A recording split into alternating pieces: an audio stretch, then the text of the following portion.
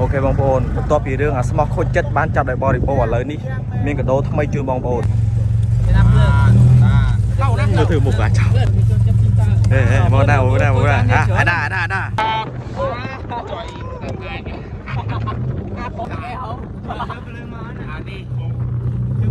អានេះពេលហ្នឹង អូ my god អូ my god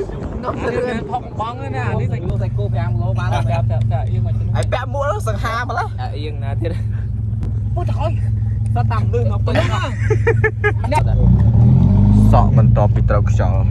ចូលនោះឡើងទៅចង់ដៃទៀតហើយទៀតបីហត់គេអត់ឡើងមក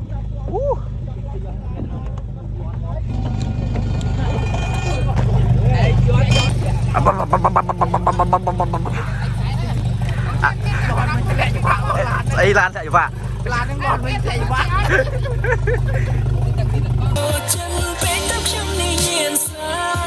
នេះគឺជា Bugatti Brief Pro បងប្អូនដែលមានសំឡេងពីរោះមែនទែនហើយមានពីរពណ៌គឺពណ៌ទឹកមាសលាយខ្មៅនិងពណ៌ទឹកប្រាក់លាយខ្មៅដែលមានកម្រិតបញ្ចេញសំឡេងរហូតដល់ទៅ160 W ហើយអាចកាន់ថ្មពី6ទៅ12ម៉ោងជាពិសេសមានអាក្រការពារទឹកទៀតបងប្អូនហើយបើតម្លៃវិញគឺត្រឹមតែ